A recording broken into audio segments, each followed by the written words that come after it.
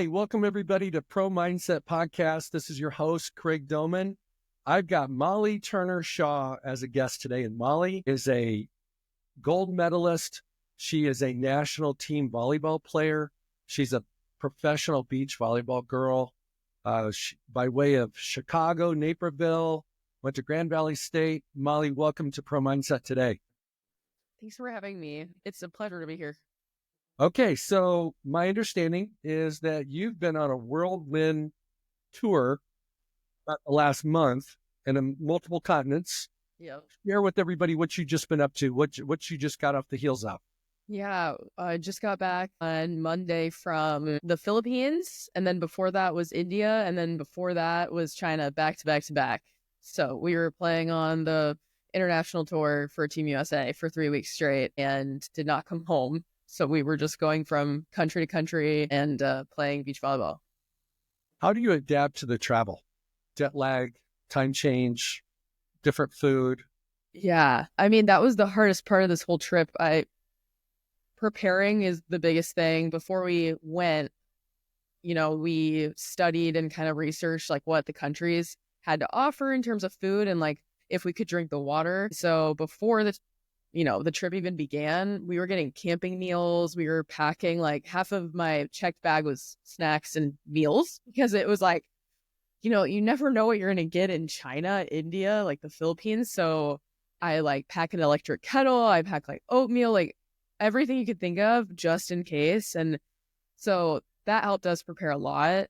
And then, I mean, adjusting to jet lag, I don't know if I have like the perfect recipe yet, but this past time, I for some reason did it perfectly. Like I did not experience that awful of jet lag, but it's just like sleeping on the plane, trying to time your sleep. So when you get there, you either are able to sleep through the night or you try and stay awake and get on the time zone, which is very difficult. But I guess it's just kind of adrenaline the first few days. Absolutely. What is your connection to volleyball? What's the passion? Where did it come from? How far back can you remember that you fell in love with the sport? Yeah, I grew up playing because my older sister was the starter on her indoor team and I wanted to be just like her. And I got cut from the high school team when I was a sophomore. I rode the bench when I was a freshman, and when I was a sophomore, they cut me.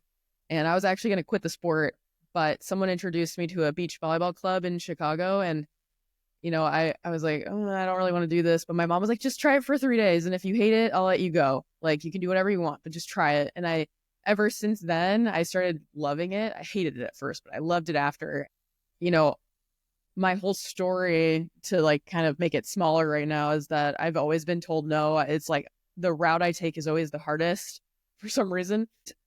Every time I always come back, and it's just like, I think trying to stand up for like the person that I was when I first was told no, when I first was cut, because that girl like had this like burning passion to be the best. And I still feel that. So I always look back at that where I'm like, what is my why? And I'm like, that person that was told no the first time and was so hurt. I'm like, I always look back at her and I'm like, I'm doing it for that girl mostly. Okay, let's dive into that just for a second. Most human beings, when they're told no, do something else. What was your thinking all the way back then? When you were like 14 years old, that you decided that you weren't going to take no for an answer, and then that's number one. And then number two is, how has it benefited you your whole career? So the first one, I feel like my parents raised me to put my foot down and stand up for myself and have a voice. And I'm really thankful for that, because I feel like because of that, I'm kind of like, yeah, I don't take no for an answer. I always say I have to be dramatic for a few days. Like I have the biggest pity party for like 1 to 3 days and maybe shorter, but I am in the deep depths of my emotions for a little bit. And then all of a sudden it's just like someone has a flame and they just light it. And all of a sudden I'm like, I'm going to work 3 times as hard now. And it works like clockwork. It always happens that way. And so I don't know. I think that it's just been like integrated in me, maybe because of my parents. They kind of are always like, get up, keep trying ever since I was younger, and kind of like rub some dirt in it mindset a little bit, which can have its pros and cons. But I think that's why I've been I've been coming back every time. And I don't know, I really appreciate that about myself. I look at it and I'm like, wow, I can't believe I can do that. But so yeah. And sorry, do you mind repeating the second question for me? The second question is, you've got this rejection response that's not common. Yeah. Okay. So your rejection response is one of like doubling down or being more dedicated, more committed, having a bigger why. And it's a motivator and a driver. So how has that, most people don't have that, and you know that. How does that show up and serve you now? Now I've seen it show up a lot in games and in tournaments, like the last tournament we were in. I mean, the whole entire 3-week trip we had was really mentally tough. Like, you're not eating the right food, you're not feeling that great, you're exhausted, you're tired, it's hot outside, like what have you. And I noticed myself kind of just like ignoring that to an extent and just like pushing forward. And I see that, on the court. I see that when I'm in the gym. And I also see that just in my personal life too. And it really translates pretty much everywhere. And I'm so thankful. Again, I do have my pity parties, but yeah, I see it quite often translating in like everyday life and, every tournament I'm in, which is like really, really cool. Okay, let's jump into the pity party. A couple nights ago, I had a pity party and it lasted probably about 10 minutes. And I just flushed it through my mind and then I was able to move on. What do you accomplish during a pity party? What is the transformation and the process that your mind goes through? Yeah. About whatever the issue is that allows you to have freedom and peace and motivation on the other side. Yeah. Well, the story I tell myself ever since I started playing volleyball when I got cut is that I'm not good enough. Like, that's just, it's at the deep depths in the core of me. And it's not something I'm proud of, but it's something that motivates me. My favorite quote is beware the underdog. Like, I always consider myself an underdog. And I think that, if it would be really hard to like be where I'm at, I think, if I didn't have that. Yeah, I don't know. I guess I'm kind of like unable to like continue with this because, yeah, I don't know. I'm like stuck. Let me ask you in a different way. Yeah. You have turned rejection into fuel in all areas of your life, but especially in your sport. Where has that motivator, the story you tell yourself that you're not good enough, hurt you? And where does that show up? Yeah. I mean, it has been something that has like held me back a few times, like back to like the pity party for like that time period. It feels really good to be able to like look at that and be like, yeah, that little story I'm telling myself is correct. It feels good in a really toxic way. But then once I like let myself experience that and let myself kind of feel the feelings that I think had when I first was cut the first time, and then the second time and the third time and whatever, it's like satisfying this like negative connotation that I have to myself. And then when I finally am like, okay, tears are out. I'm a very emotional person, by the way. So when the tears are out and when I'm like kind of done having my little temper tantrum, I'm like, okay, like it's time to work. Like I'm putting that beside me. And I think that I have to feel that. And if I don't, it like bubbles up and it could become something so much worse.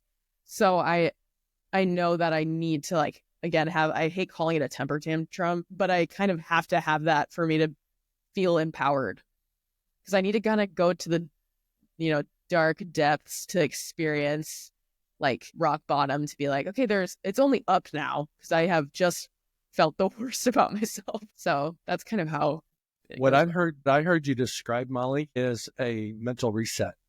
When you have a temper tantrum, after you go through that, you reset. And it's almost like erasing the board and starting over. Right.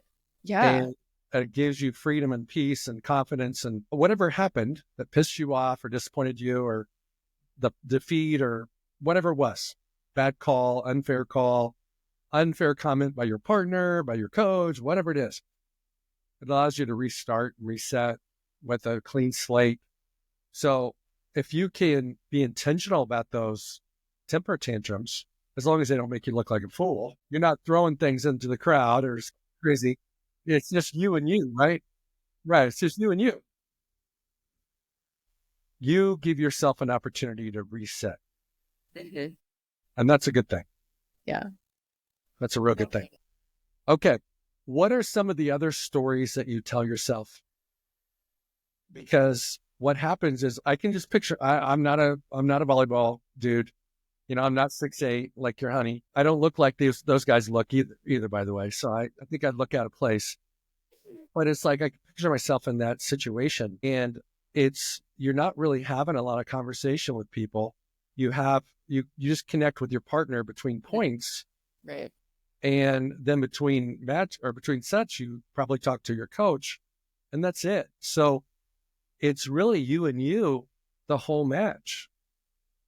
So is there another story you tell yourself? Because we all have this pocket voice or this inner coach, inner critic, call it what you want, that talks to us while we're in the middle of the competition. Yeah. I will say, like, the trip that I was just on was kind of one of the first times that I've experienced like calmness and confidence during a lot of, like, I would say like 90% of the games I played, it's new for me. I'm not usually like that. I'm very, I want to win. I want to crush the other team and then I will be satisfied. So like these matches that it's like 19-19 and you're like, oh my God, one mistake, like that raises my anxiety. I mean, it would anyone, but this last tournament, I went into it thinking I'm going to win this tournament or I'm going to medal in this tournament. And all I have to do is just the work. So I just need to get there. I know it's going to happen. I just need to get there. And that was like a really weird mind shift for me because prior to that, the voice in my head during games would be like telling myself I'm dumb. Like, why would you do that? Like, and then it would kind of like fester in my head a little bit and maybe carry on to the next point. When we're in timeout, I'm like, oh my, this feels impossible. How are we supposed to win the next set if we lost the first? And, there's always that voice of like, you're not good enough. Again, it's impossible to do this right now. Like, no one like you has ever done this before. And I'm not like the ideal body type height wise for the sport. I'm a little undersized. And so that comes out in games sometimes. And like the little voice is like, you're not kind of supposed to be here. And that's what I used to hear so much. And it was kind of normal. So it was like almost, playing to win and then also playing to shut that voice up, which is really, really hard. So, okay, let me challenge you. Let's rewrite your story. Let's give your inner voice a new thing to say. What would that be? That before you show up, when you're practicing, when you're in the heat of the game, when you're in that match point, the most important point of the game, which you may have multiple times and multiple sets, what is the recording that you want to hear? What is the conversation you want to have with you? Yeah. It's funny that you bring that up because so I go to therapy and my therapist and I have been like working on that a lot of like, what should you tell yourself instead? Like, how do you get the voice to like shut up and then have your own voice? And something that I am trying to incorporate or like what I want to hear instead is like, I can trust myself. I am balanced, I am steady. And then it's hard to say this because I'm a very like rub some dirt on it kind of person, but saying like my best is enough really calms me because it's okay to lose. And sometimes it like really affects me. And being okay and telling myself that I'm going to love myself even if I lose, like my best is enough, that just like calms me down completely. So Awesome. those are the four things that I want to say and more. Well, I'm not a therapist, but one thing that I would encourage you to do is go back and identify the times in your career where you failed miserably, you were rejected, you weren't enough. And that's when you adopted that belief. And it was definitely in high school. Yeah. When you got cut by your high school team, but there were probably other instances during your career, maybe not getting the scholarship to, Nebraska or Wisconsin or whoever it might have been at the time coming out of high school, that you might have had that thought that I'm not enough. Mm-hmm. Then what I want you to do is identify the emotion that you had then: angry, embarrassed, disappointed, humiliated. What was it? Might have been a combination of those. You had to come home and tell your mom, who's a volleyball person. You had to tell your sister, who's a volleyball person. You probably put some time into that tryout in preparation, and now you got to tell yourself you didn't do enough. But if you can identify that emotion and have a temper tantrum with that emotion, and now look at that same situation in 2024, 2025 that happened maybe when in 2010. What's the emotion now? Towards it, or as if it Yes. were to happen now? No, towards then. I mean, there's so many emotions that go towards it because I'm like very grateful that it happened, or I think I wouldn't. I mean, I know I wouldn't be here. So that's like the first emotion, but I mean, maybe that's like the biggest emotion. It's hard to say like there's negativity towards it because it has shaped me to be who I am. I feel like anytime someone said no, I'm like, oh, this is helping me in the long run, I guess. Okay. So I'm just doing this live here with this conversation. You're already ahead of me. So if you look at gratefulness and thankfulness and appreciation that happened because of the lesson you learned, because of the motivation that you gained, because of the purpose and the connection to the sport that you got, that you wouldn't have gotten but for that disappointment, and the impact it's made and the change in trajectory that it's made in your career, that's put you in a position where you're living in California, you're married to a professional beach volleyball dude, and you are making a living traveling the world with somebody else paying you for a lot of it, and you're getting paid. Now that's a whole different story that I'm not good enough. Yeah. Right? Yeah. You are good enough. And my gut is, your sister, unless she's a pro volleyball player, she probably quit 8 or 10 years ago. And you're still playing. Yeah. And she might have a husband and 4 kids for all I know and doing a real job. And you're still, trotting around the country and around the world playing volleyball, a sport. So that's how you rewrite your story, is take what impacts you, and that's what you should tell yourself.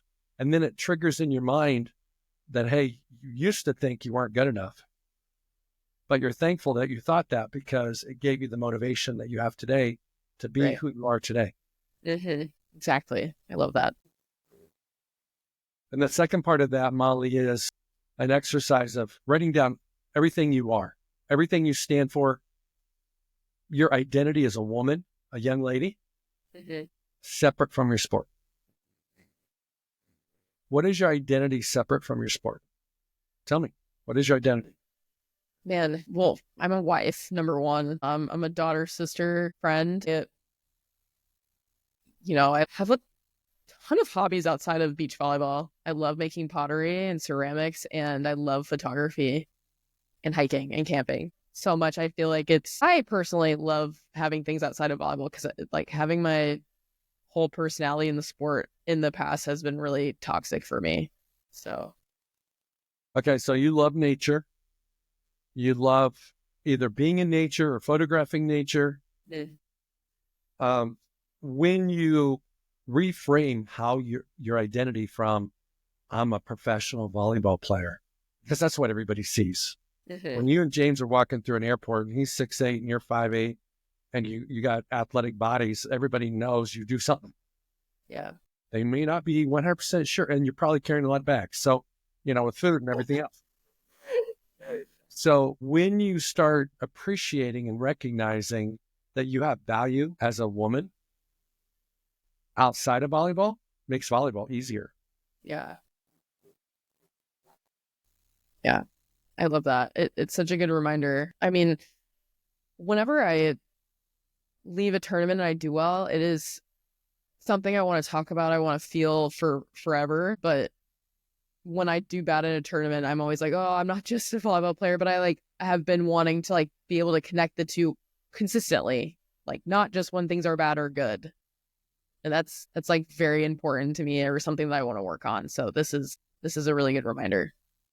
Well, one of the things that James and I, your honey, talked about was the concept of the focus not being on winning, but the focus on being your best. And your best is going to change every day, every tournament, every competition, every match. You might be dealing with something, maybe stomach flu, lack of sleep, travel, jet lag, just fatigue, weather conditions. But if you can be your best, can you be better than your best? No. Can't. That'd be really difficult. You can't be better than your best. So if you show up and perform your best, if you don't win, you don't win. You weren't going to win. Right. And if there's things that you need to work on to improve your best, then work on them. Maybe you need to work on your timing on your jumps, or your serves, or your blocks, or whatever it might be.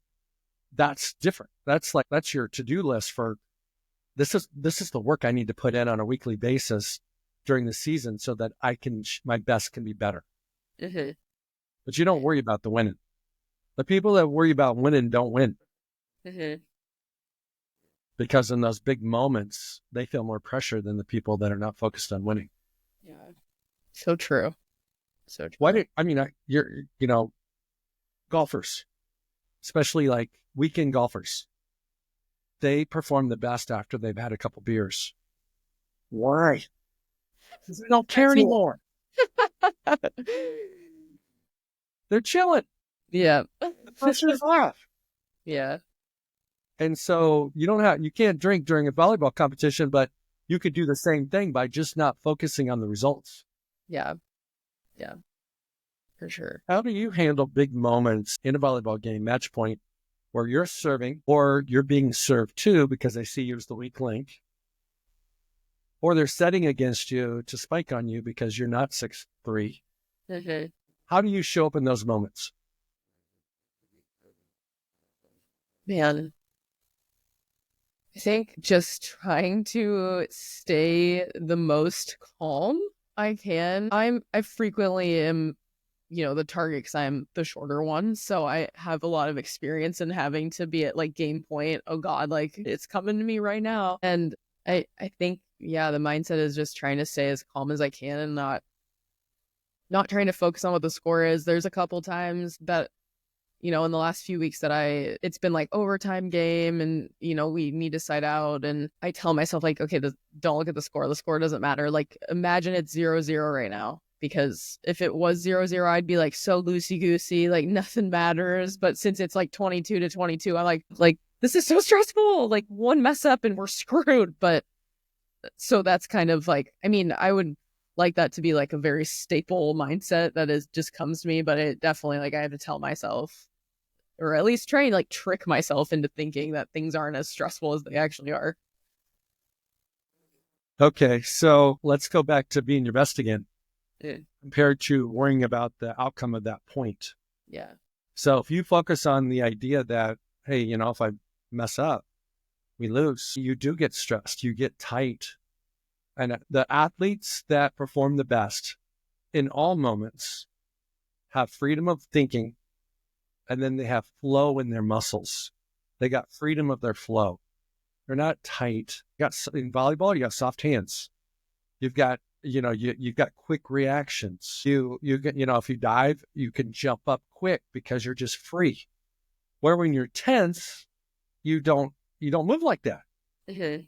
So I would practice the exercise of constantly performing in the moment or in the point. Mm-hmm. And don't look ahead to what that point means. Mm-hmm. Because as soon as you look at what that point means, what happens? Get so stressed out. You get stressed out. So do you do your own commentary and broadcasting of your own matches? Are you the one that's got the mic? No. That's their job. Yeah. Oh my God, it's 22-22. That's their job. Yeah. Create the drama, set the scene, keep the audience on their edge of their seats. That's not your job. Yeah. True. Your job is just chill out. Mm-hmm. It's just another point. And, I was sharing this with James. It's like, invite it. Invite the serve. Mm-hmm. I want this. I'm going to be pissed off if you don't serve it to me. I love that. No, that's great. I feel like in the moment, like after the game, you saying this right now, I'm like, oh, I want to think that. Like I want them to serve me. But in the moment, I'm like, I don't even know if I'm like capable of like pulling that out of myself sometimes, because it's just like everything's happening so fast. But I want that to be my mindset for sure. Constantly. But think about how much power you get. So part of pro mindset is reclaiming your power. We as competitors and athletes, you guys give up your power. Mm-hmm. You give your power to your partner. You give your power to your competition. You give your power to the audience. You give your power to your coach. Mm-hmm. You've got to reclaim your power. And you reclaim your power by directing your focus on the task at hand, not the future, Mm-hmm. not the past. And you also do it by settling into a mental safe space, which I call a performance bubble, where you're controlling the controllables and you're ignoring the uncontrollable. Mm-hmm. You can't control the wind. You can't control the elements. You can't control the other person serving if you're returning, but you can control you. So what has been the biggest moment in your volleyball career? College, pro, international, national? Honestly, I keep talking about the last 3 weeks, but my partner and I got silver the first tournament, bronze the second, and then gold the last tournament. And you were on fire.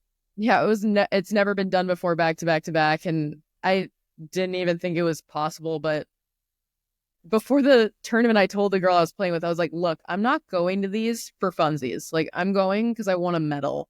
Like, I want to medal. And she was like, yeah, me too. And I didn't know how, like, I mean, everybody wants to medal, but I didn't know, like, if she took that seriously. And then we, like, leave the trip and we have 3 medals. And I was like, I can't even believe this is happening. So that is definitely, like, the best thing I've ever done in the sport thus far.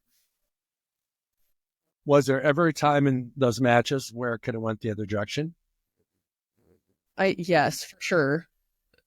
Yes. Okay. So was there more pressure in the first tournament? Yes. Yeah. Or the last one? After you had 2 medals, did you have pressure?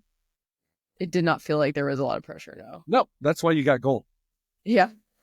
That's why you got gold, for real. The most pressure was the first one. Once you got 1 medal, your brain's like, well, at least I got 1.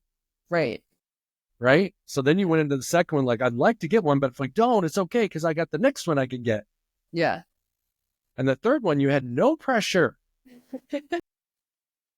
Where are you guys ranked in the world, you and your partner?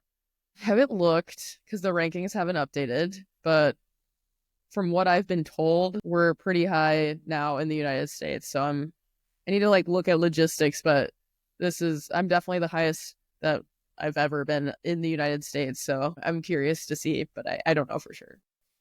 Give me a range. Top 10, top 3, top 4. Top 4. Yeah.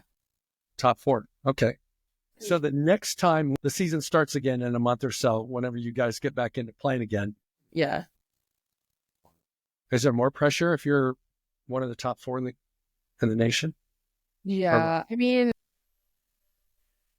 yes and no. Part of me, in my mindset, not that I'm satisfied by any means, like I'm going to work 10 times as hard now because I'm like, I don't want to drop down. Like this is my standard now. So of course I'm not like sitting like all happy, but I would say, yeah, there's targets on our back, which is like kind of a cool place to be because I feel like I'm always chasing after those targets. So I'm kind of like, wow, this feels new in a really cool way. So instead of being the chaser, you're going to be the chasee. Somewhat, yeah. Yeah. new. Well, how does that, I mean, I'm asking you to go there, Yeah. bring the future to the present. Okay. Okay. Well, let's say it's in February. You've got a tournament you go to. Let's talk about it today. It's kind of, you're getting ready to go on the court in a couple hours. What pressure would you feel if you were the highest rated duo in the tournament? Because you're supposed to win it because you're the highest rated. Right. I mean, yeah, there would be pressure for sure. It would probably bring along some stiffness on the court while also having some like cockiness. Kind of like a balance of the two. I would hope more cockiness than stiffness, but I mean, it's inevitable. Okay. So how do you have more confidence and cockiness and less, stiffness and tightness? What is your methodology? What is your practice? What is your tool? If you don't have one, it's okay. But if you got one, what would it be before the match? Yeah. Gosh. I think it would just be like getting in the mental headspace, whether that be like meditating or getting some quiet time alone, not even with meditation, but just having that space to talk to myself about how I got here and how I am worthy of being in the spot I'm in. And that I need to take a breath and to not be so stiff and like anxious. But yeah, I don't know. I don't know if I have like a set like ritual per se. I mean, sometimes I listen to music, sometimes I don't, which is kind of crazy. I feel like a lot of pro athletes have like their thing that they do. And I think that I just need some like calmness, like whatever that is. I just need to find calmness or I feel a little anxious walking onto the court. Do you have a practice of visualizing before you compete? I think unintentionally, but nothing where I sit down and I'm like, I'm going to rep out 10 high lines in my head. So, Have you ever visualized before? yes, I have. And how did that work for you? I have done visualizing in a couple ways. I'm a very overly realistic person because I've been told no so many times. So I don't see things as like positive as other people see, like that things are sunshine and rainbows. So I always try and prepare for the worst. So I've visualized the worst thing that could happen, the worst things that could happen over and over and over so that they get minimized so they're not as huge. And then I've also visualized if everything went right and everything good and bouncing back from being down and like doing the impossible. So I've done both of those. No, that's awesome. That's what I would recommend that you do. Yeah. Is that you intentionally visualize with you being the star of every point. And you guys, do you guys go to 25? 21. 21? You went 21-0. 21-0. Never happens. Never. Ever. But you did it in your mind. And the reason why you want to do that in your mind is because it sets the standard for there's no limit on what your run can be. You've won 5 in a row, 5 points in a row. Then your mind's like, well, we can't do 6. Well, you visualize doing, 21. Yeah. Well, 6 is not too many. Right. And then you do it the other way where you're down 20-0 and you come all the way back. And then it doesn't matter if the game starts out 6-0 for them, 10-0 them, 2-0 them. You're not stressed because in your mind, you've come back from 20-0 and you had 22 minimum match points to win 23-21. Be crazy. But yeah, that is a cool way to look at it. Yeah. So you hit both extremes so that it doesn't matter what happens, you've been there mentally. Yeah. Right. The other thing I would say is that you do it already with your temper tantrum, pity party type of thing. You do a reset. I think it's really beneficial for athletes to reset between points. Yeah. For volleyball players, you just have to reset. Whether it's taking a deep breath, some people hit themselves in the face or their thigh, they do something. Have some type of intentional reset between every point so you can flesh out what just happened and set boundaries on what could happen in the future so that you just focus on this point, this serve, this. Definitely. So what is your greatest asset as a volleyball girl? Is it what component of the game? Are you that person that can serve aces? Are you the person that has diving saves? Are you the one that has an uncanny ability to, I think you're setting for your partner and you just find the open spot? What's your jam? I think I can outsmart the other team because beach volleyball is a chess match. And I would say that my best asset is that I'm always thinking about how I can outsmart the other team. Give an example, Molly.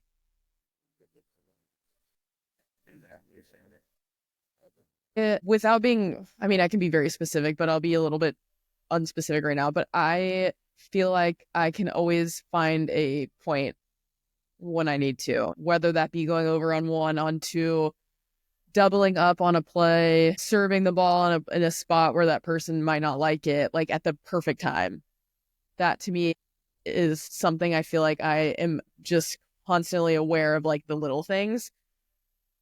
Because I am great at a lot of things on the court, technique-wise, but I'm not the biggest hitter. I'm not the fastest. I'm not the person that's going to serve an ace every single time, but I know that I know this game better than most. So I know what I can, like the strings I can pull at certain times. Is that something you rehearse in your mind beforehand? Or is that just a real-time exercise that you're doing while you're playing the game? You're brainstorming on how can I? I think real time for sure. Most of the time it's real time. When we watch film on the other team, you can find like little pockets of holes, or like you can see someone is lagging at a certain time of the game. You can see like, oh, this person always gets aced at the end of the game. Like always. Because they're not there or it's getting stressful. When I watch film, I always like look for those little tiny things that I'm like, okay, if I need a point, I can bank that. Like that will be one little point at whatever given time. So do you have a checklist in your mind that you go to? It's almost like a strategy that you go to so that depending on what's going on in the game and what circumstances are, what the score is, you go find it and it's in your mind. For sure. I feel like there is like somewhat of a small checklist that I'm like, okay, I haven't done this yet. Maybe now's the time to do it. Yeah. What is the relationship that beach volleyball players have with their coaches? Because you guys kind of hire your own coaches, which is very unusual. That is really weird. The relationship, it is different for everyone. There's not one situation that's the same, but we definitely, we wear the pants, which is weird. I wish that wasn't the case. You definitely like have like tryouts, and by that I mean you try out different coaches and different training sessions, and some coaches travel with you everywhere, some coaches don't. Sometimes they're sending you film, sometimes they're sending you game plans, sometimes they're not. So it can be as involved as you want it to be or as uninvolved as you want it to be. So that was a very unspecific way of answering your question. Okay, so no, I get it. And what I would do is during this time of reflection between seasons, and you're going through and like analyzing everything that happened in the last season, and you're looking at all the different modifications, adjustments, changes, adds you want to do for the next season, you look at what role you want your coach to play. How can they serve you the best? What advanced scouting can they do? What constructive criticism can they give? In match time, in preparation for a match, and then in debriefing post-match? Because if I'm a coach and I don't know what you want, I'm going to kind of guess, and I'm going to experiment with, well, this is what I kind of used to do, and you seem to like this, so I do more of this. No, I'm going to have a job description for my coach. I expect A, B, and C, and don't worry about, X, Y, and Z. No, that is so timely, because I definitely am in a spot where I'm unsure of the next steps I'm taking with what coach. So it's funny that you say that, because it is so needed to know exactly what you want in this situation, because we are able to decide who we work with. And if you're broad about it, they're like, okay, we don't really know what you want. So that's a really good point. Okay. What's it like being married to, I'll hold some of this off because we're going to do another podcast with your honey, but what's it like? Well, I'm going to cut this part out because I want to wait for the next one. Because it's like, I want him to be there because I want his opinion too. Yeah. Okay, I get so it. 43:15 or so. I'm going to edit this out. Okay. So I'm going to bring this to a close so that, and then we can take a 15-20 minute break. Perfect. And start up at whatever time we decided, 45 your time. Okay. So Molly, what is the thing that you would say that which would like really surprise even people that know volleyball about international beach volleyball? The whole experience, the compensation, the competition, the travel, all that stuff. What would be something like everybody sees what they see on TV, but what is how can you like give them a sneak peek of behind the scenes? Because there may be a girl listening to this who's playing high school volleyball. It's like, man, I want to do what she does. Yeah. And you're going to be like, hey, here's something you need to know because this is something nobody told me. There's a laundry list of things I could say. But I think the biggest thing is it's probably one of the biggest grinds that you will ever do, because you are not eating the food you like. You're not in your bed. You're not around the people that you're used to. You don't, the time zone's different. You have to do laundry sometimes in your own hotel room, in the bathtub, depending if you don't know where there is a laundromat. Like, things are really ugly when you're traveling overseas and doing what we just did. And aside from that, it's like the most amazing feeling ever to be around different countries and different cultures. I think that's the most rewarding part of it. You get to meet all of these different people that barely speak any English, but you can connect with them somehow. But I think, the whole concept is just kind of ugly. So, and I think everyone can agree with me on that. So you don't have private jets. No. And you don't have like food delivered to your room.